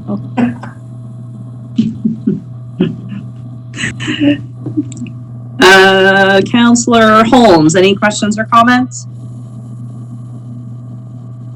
No questions or comments, Councillor Holmes? No questions. Okay, thank you. Councillor Maiden, any questions or comments? No comments. Thank you. And Deputy Mayor Manelli, any questions or comments? None, thank you. Okay, so we will vote now on receiving the statement of council expenses for 2019, starting with Councillor Dalgety, yay or nay? Yay. Councillor Ferguson, yay or nay? Yay. Councillor Gerard, yay or nay? Yay. Councillor Holmes, yay or nay? Yay. Councillor Maiden, yay or nay? Yay. Deputy Mayor Manelli, yay or nay? Yay. Thank you. That carries. And it brings us to our last report. This is the interim report on financial implications of COVID-19 and the recommendations that council receives this interim report on the financial implications as information. I'm looking for a mover and seconder for this recommendation. Councillor Dalgety. So Councillor Dalgety moves and Councillor Baden seconds. Yeah. Okay. And I will go back to our treasurer, Rhonda Whitmarsh, pardon me, Rhonda, for some comments on this report. Thank you. Because this report is fairly lengthy with a lot of numbers, I took some time to make some speaking notes, which I'm just going to review with you, and then I'll open it up for questions at the end, or you, of course, will. So, firstly, the purpose of the report is to provide information on revenue losses from the first day of facility closures that happened on March 16th. To April 5th, that's the period of time that I did the reporting to, as well as to provide some cash flow information as context for council when making future decisions resulting from the COVID-19 pandemic, such as delaying projects, deferring due dates, or providing relief from penalties and interest. Cash flows are impacted negatively when residents are unable to pay the bills that have been issued by the municipality, particularly for water and tax billings. Cash flows are also negatively impacted when the municipality is unable to issue bills for services that it can't provide because of these closures, and that's particularly impacting the daycare, library, and recreation departments. So in Table 1 on page 73, I've outlined the estimated loss from March 16th to April 5th for the daycare at approximately $81,372. This revenue loss would have continued each month as long as the daycare remains closed without other cost-saving measures being taken. Also noted in Table 1 is the proportion of the daycare's budget allocated to revenues and expenses, noting that 89% of the expenditures are for salaries and benefits. And just to point out, their reserve balance at December 31st, 2020 is projected to be $471,000. And so if needed, that could be used for to offset those losses for this particular department. However, as the CAO mentioned earlier, we are trying to preserve reserves as much as possible. So we need to keep that in mind as we go forward and make further decisions. Table 2, page 74, provides information on estimated losses for recreation for that same time period at $52,952. We are fortunate that ice season is now over, so ongoing losses for this department, assuming they don't carry into the fall, will relate to programming, events, and other rentals, which I have not quantified at this time. Also closed is the auditorium at the Almonte Old Town Hall, and I've projected the revenue loss there at $3,215 for the same period, and an ongoing weekly loss of $1,072 as long as the facility remains closed. I did not project revenue losses for the library, as the majority of their funding comes from grants in the municipality. Revenue loss for the building department is difficult to quantify as it is not peak building season. I could try and estimate that in a further update to council. Since writing this report, the province has implemented additional emergency restrictions to the residential construction sector that will have future financial implications for the department. I note that the reserve balance is $646,565 at the end of 2019. That again could be used to address the shortfall. So a summary of the revenue losses that I've just mentioned can be found on Table 3 on page 74, and right now is estimated at $137,539, and basically that is for a 3-week period. In terms of taxation, water billings, and other revenues, I'm expecting bills to be issued on time. However, an extension as to when they may due, when they will be due, sorry, I can't talk, may occur. Extending due dates impacts cash flows as residents will have a longer time to make payment. Council has already made a decision to extend the due date on the next water billing, and as we get closer to the final tax billing, Council may need to consider doing the same. And I will bring forward recommendations with regard to due dates for taxes when I bring forward the tax billing bylaw. And as noted in my report, the province has made a decision to extend the payments to the school boards by 90 days to help us out with our cash flows. Grants, we've been receiving them on time and as expected, so I don't expect any delays in that with regard to grants. And I'm hoping that the province will provide some emergency financial assistance to municipalities as they have with other sectors, but so far I'm not aware of that happening. Table 4 on page 75 provides an estimate of cash flows. Monthly outflows to pay municipal expenditures such as long-term debt, contracts, staffing, and utilities are between 1.3 and 2.5 million per month, depending on the time of year and whether or not capital costs are incurred.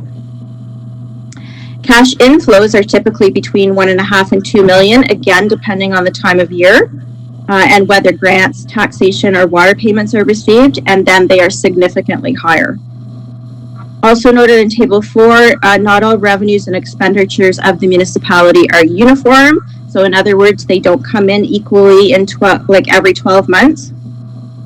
And the intent of the interim tax billing was to provide enough cash flow for the municipality until we issue our final bills in June. So after paying the county level on April 15th, the expected cash on hand that is readily accessible is $15.8 million. represented by cash in the bank and investments. While the declared emergency is ongoing, the municipality needs to be mindful of cash flows to ensure there is adequate cash on hand to meet its obligations. The majority of municipal operating expenditures are non-discretionary. In the financial implications section of the report on page 71 to 72, I list a number of items that could be considered to ensure the municipality has adequate cash on hand, such as interim financing or financing projects in advance.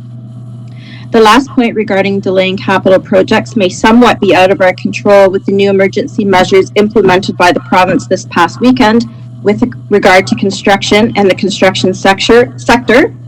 Only projects that are determined to be of critical infrastructure should be proceeding, and staff will have to determine what projects qualify. So I hope this report is informative, and I will continue to provide updates to council on an ongoing basis as new information is available. Thank you very much for that, Ms. Whitmarsh. I'm going to go to council for any, actually I'll go to the CAO and see if there's any comments or questions from you first, and then I will go to council for comments and questions. So CAO Kelly, anything you may wish to add? Actually, no. I think that report covered the information I think that basically you need to get a snapshot of where we are and what some of the impacts are. I will kind of try and head off one question, and that's probably with regards to tenders. And just so you know, we have actually gone to each department and asked open tenders, what's the situation? Are they urgent? Are they necessary? Are they of high importance? And we've also asked departments to report on tenders that they would see issuing and awarding before August, the end of August 2020. So we're gathering that information. And these are all projects that council has already approved as part of the 2020 budget. So it's not a matter of reapproving the projects or approving the projects. It's more a matter of timing. And what we're working on is gathering information on what's the appropriate timing for these projects to proceed. And as the treasurer, Rhonda Whitmarsh, pointed out, we do actually have a changing playing field here with the province actually changing the rules over the weekend in terms of construction. So we'll continue to adapt with that. And obviously we're looking at the projects that are of highest importance and priority.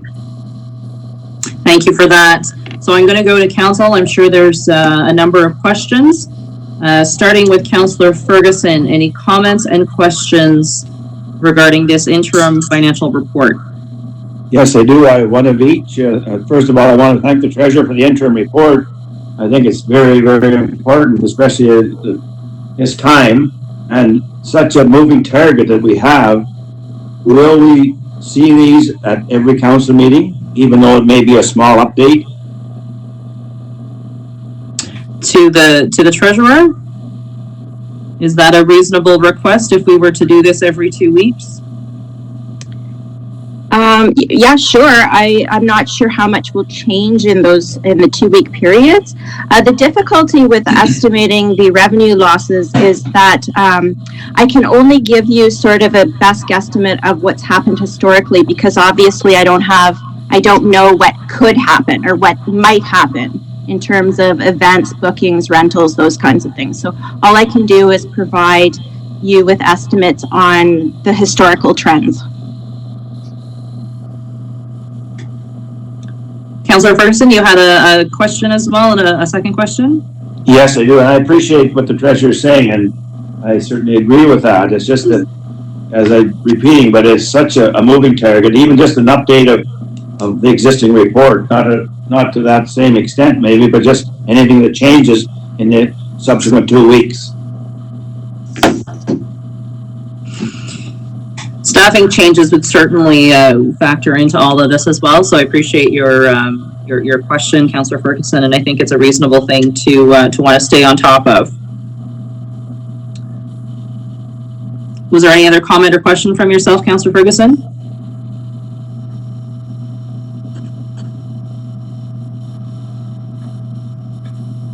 Any other comment, Councillor Ferguson? No, thank you.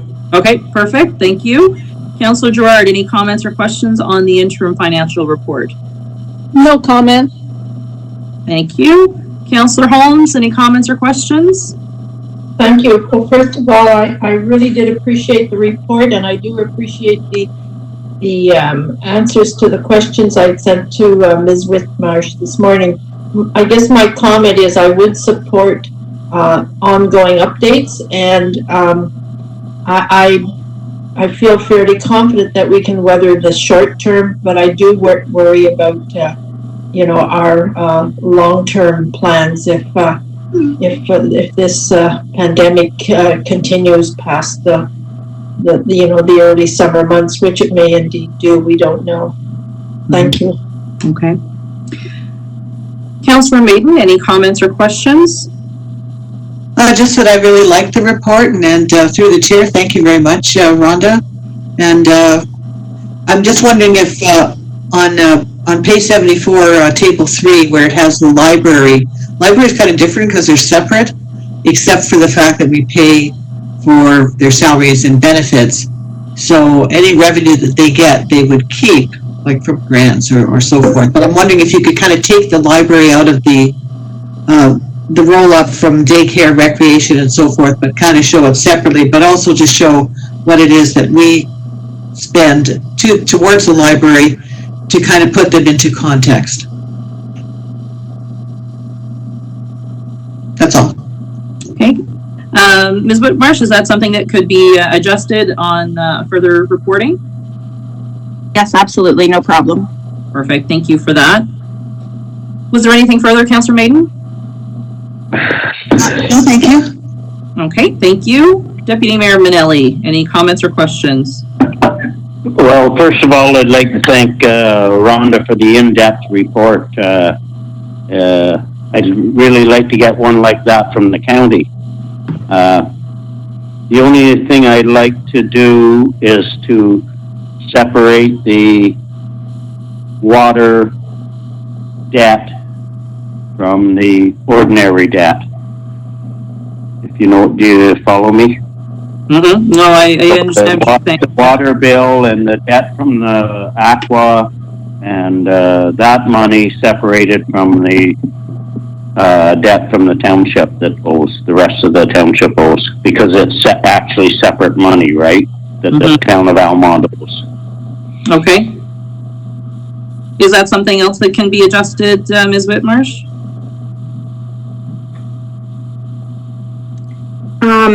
Sure. So I'm clear.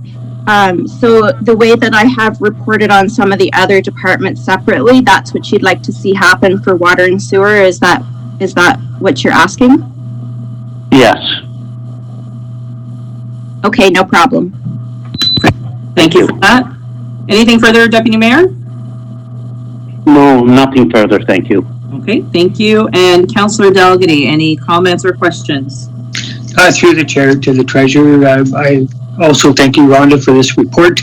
I agree with Councillor Ferguson. If we could get bi-weekly updates, anything that impacts us, because things are changing so quickly. I think Mayor Lowry mentioned even hourly, and I'm sure there's financial impacts coming ahead. Just things that keep us appraised of what's happening. Thank you. So I'm going to propose that perhaps these updates can come on the meetings that we're replacing the regular council and COW meetings. So we'll be having these special meetings on that same schedule every 2 weeks. And I'm going to suggest perhaps that we continue having this interim financial report come in. Things will be different as well on the staffing side. And as has been noted in the Treasurer's report, the discussions that senior staff have regarding delaying the capital projects, perhaps that can come forward to us in a similar report for information's sake, to keep council updated as to how things are changing and how the municipality is responding to those changes. And I think we've underlined those small changes that would be helpful in the Treasurer's report. And I think adding to this what capital projects may end up being delayed, given our situation. Is there anything I have missed in the conversations and the comments? And I'll just give a moment if anyone wants to jump in, say if I've missed anything out of what you're wishing to see in these interim reports?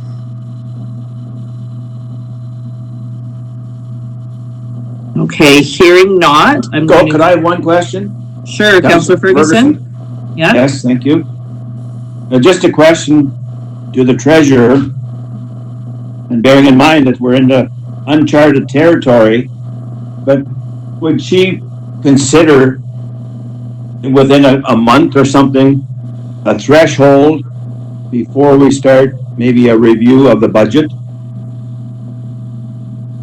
in reference to the, I guess, the negatives that we're going to see? And is there a point in time that we should consider a review of our budget? Ms. Whitmarsh, do you have a comment? It's very difficult to answer that right now, as you know, because I'm just not really sure, as like everybody else, how long this is going to continue. But it's reasonable to believe that it's still going to be some time, and that we will have residents who are facing some financial uncertainty as we move forward. My concern right at the moment, I don't have a particular concern today. It's as we move forward with the availability of cash to meet our obligations, as I've mentioned. So the only purpose of delaying projects or looking at the budget would be to avoid that cash outlay. So it's not that we're not going to have the funding available, we will. It's the cash that's coming in. So we'll send out the bills, but people might not be able to pay them. So that's where the problem lies. So if reviewing expenditures, either capital or operating, is to delay a cash outlay, then yes, I will bring forward those things later if I feel it's necessary. Councillor Ferguson, any other comments?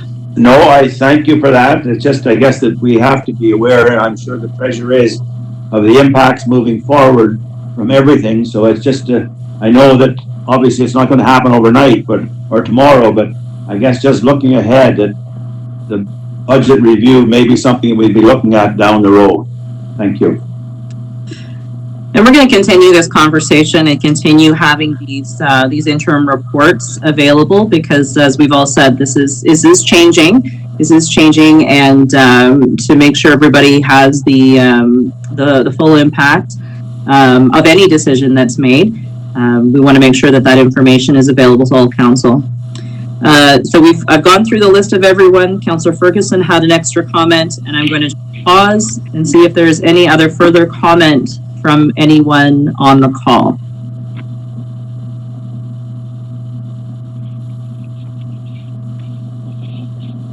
Okay, hearing no other further comments, I'm going to go through the list of to vote on receiving this interim report for information.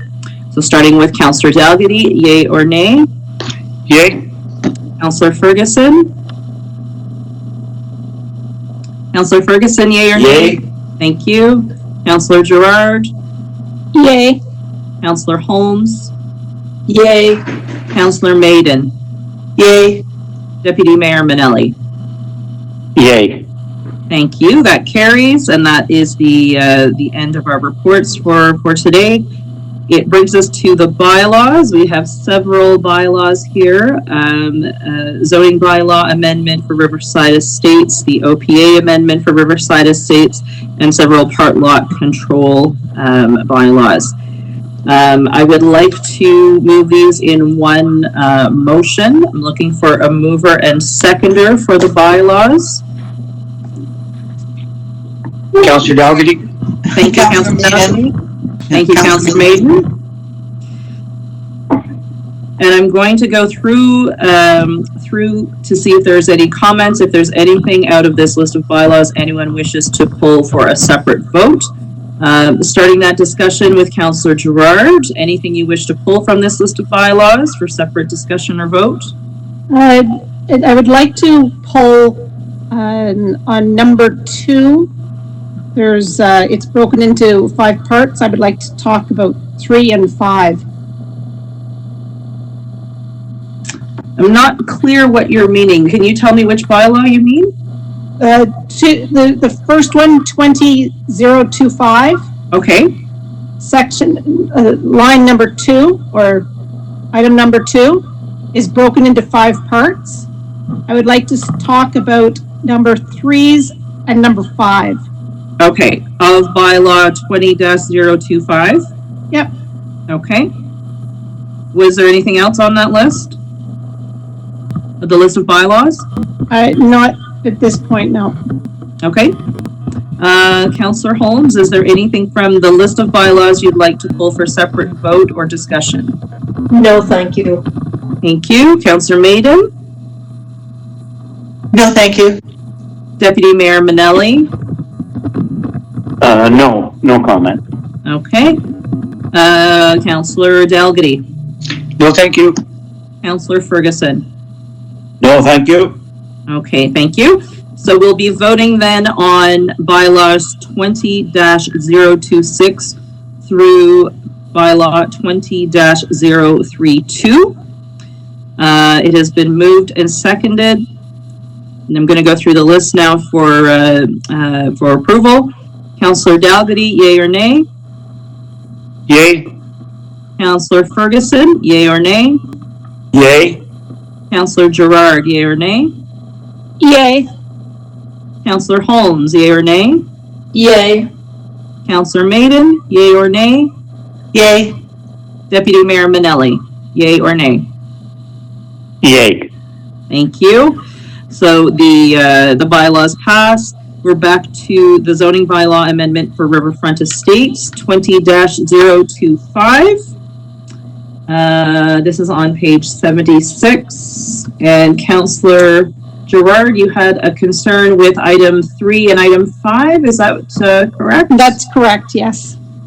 I'm not seeing an item 5 here. Oh, I see. Under number 2. Okay. Your question or comment? Okay, so do we have our planning head here as well?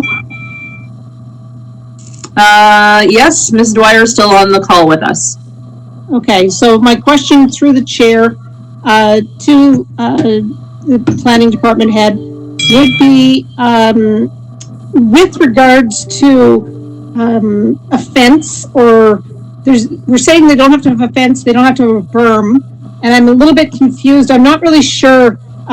Is this removal of this for a benefit, obviously for the developer, but what about for the existing property owners?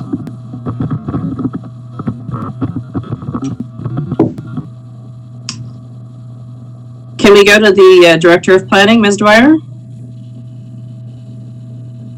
We do seem to be having a little bit of a problem with Ms. Dwyer's microphone, but maybe just in filling in terms of number 3. Hello? Oh, there she is. Okay, thanks.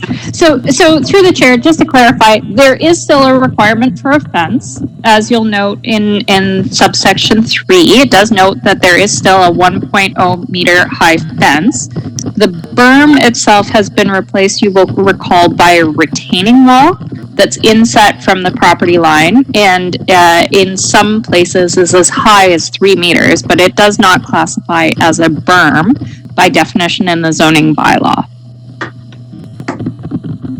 This was something that was also discussed at length at the Committee of the Whole discussion, and the direction from Committee of the Whole was to bring it forward as presented by the developer. Okay, I guess my concern is based on building code, anything over 24 inches stepwise requires a fence. And all of the information that I found while I was going through all of our bylaws and our policies say that the fence has to be 2 meters or 6.5 feet. And so we're saying that this only has to be 3 feet. Is that correct? So recall that the Ontario Building Code requires a guard or a rail. It does not necessarily have to be a fence. The zoning bylaw specifies the requirement for fencing to buffer adjacent non-compatible uses or just for privacy.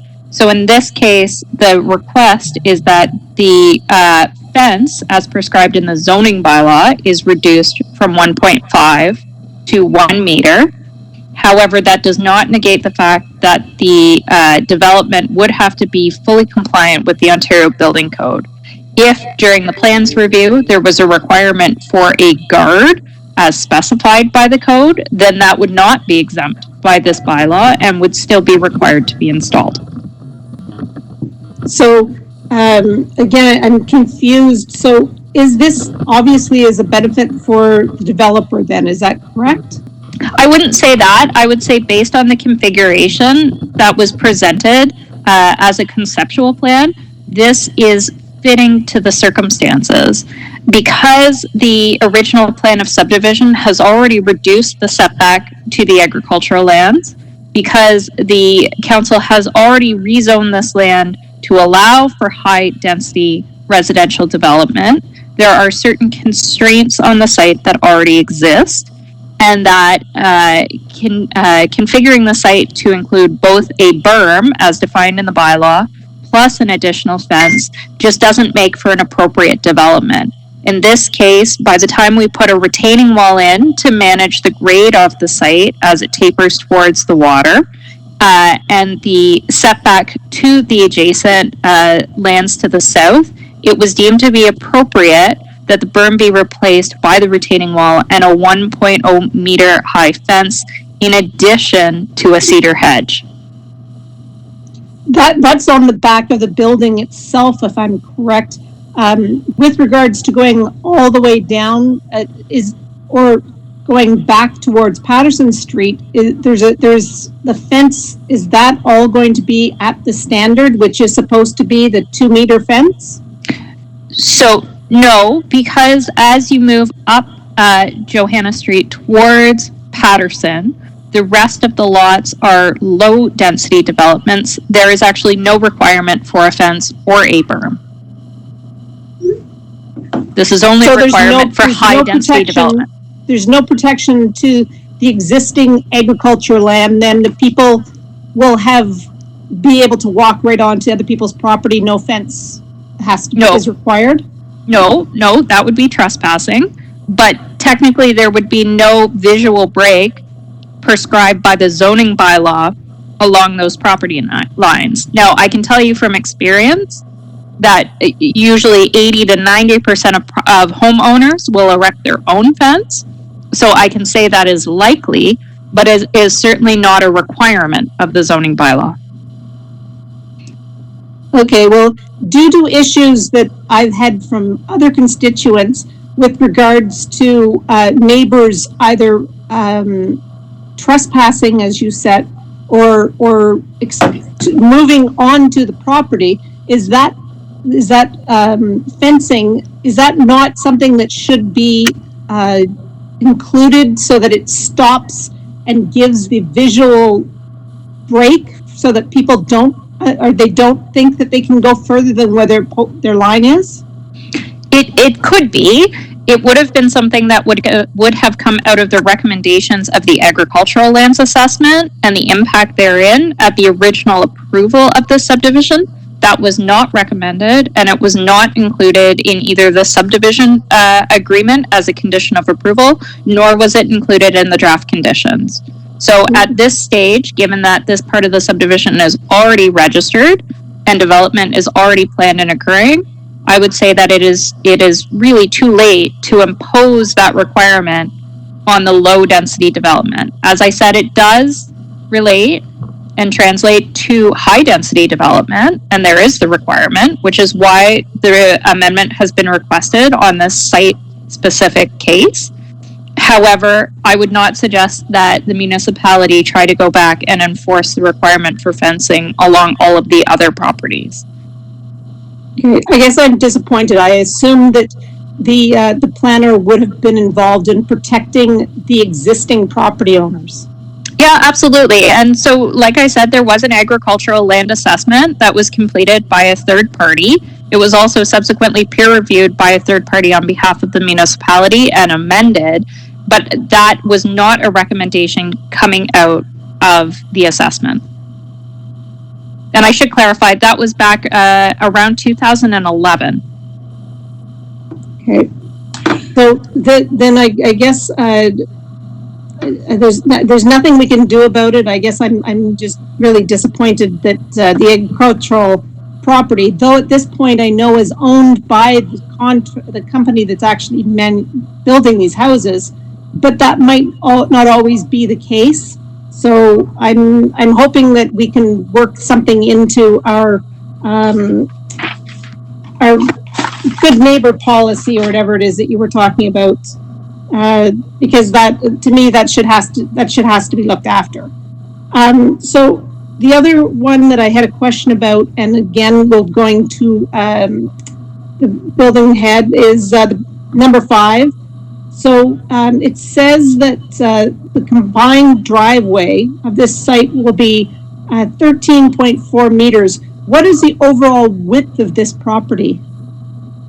That's a good question. It would be available in the staff report that was provided when this was last discussed. Off the top of my head, I don't recall. I can tell you that the maximum combined driveway width for the zone is 12 meters. The reason the relief is being requested in this case is because the orientation of the lot is not square. So where the driveways cross the actual property line, they are indeed 12 meters. However, where they intersect with the street, because of the alignment, they extend as wide with the turn aprons to 13.4 meters. Okay. Now, will there also be issues with parking on the street similar to what's on Patterson Street, or is that something that would have to be brought forward at a later date with regards to allowing people to park on the street? That is typically a discussion that's had with the Public Works Department. Any parking restrictions on streets do have to occur and be sanctioned by bylaws adopted by council. I'm not aware of any parking restrictions in place on the stretch of Johanna. If it is something that council wants to do, I would encourage you to have that discussion with the acting director of Public Works. But I would also clarify that Johanna and Spring Street within the subdivision are local roads where Patterson is a collector, and thus the standard of care for having parking restrictions is quite different. Okay, those are my questions. Thank you. Thank you. So looking for a mover and seconder for this this bylaw 20-025. Mover and seconder. Councillor Maiden, move. Thank you, Councillor Maiden. Councillor Ferguson, second. Thank you, Councillor Ferguson. Any further comments? I'm going to pause. Hearing no further comments, we're going to go through our voting list, starting with Councillor Dalgety. Yay or nay? Yay. Councillor Ferguson? Yay. Councillor Gerard, yay or nay? Nay. Councillor Holmes, yay or nay? Yay. Councillor Maiden, yay or nay? Yay. Deputy Mayor Manelli, yay or nay? Yay. Thank you. That zoning bylaw amendment passes. And I'm looking for a mover and seconder for the confirmatory bylaw. Mover and seconder, please. Councillor Dalgety. Thank you, Councillor Dalgety. Councillor Maiden, second. Thank you, Councillor Maiden. All those then in favor, Councillor Dalgety. Councillor Ferguson, yay or nay? Yay. Councillor Gerard.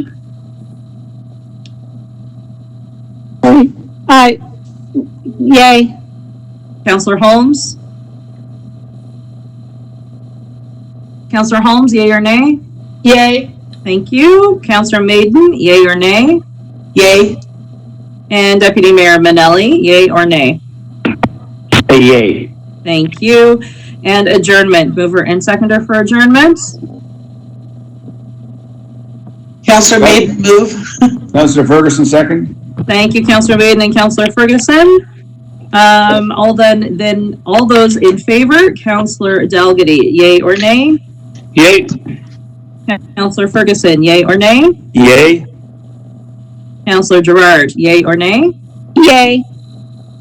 Councillor Holmes, yay or nay? Yay. Councillor Maiden, yay or nay? Yay. And Deputy Mayor Manelli, yay or nay? Yay. Thank you very much, folks. We're adjourned. Thank you very much. This is a challenging way to do our meetings, and I appreciate everybody's attention.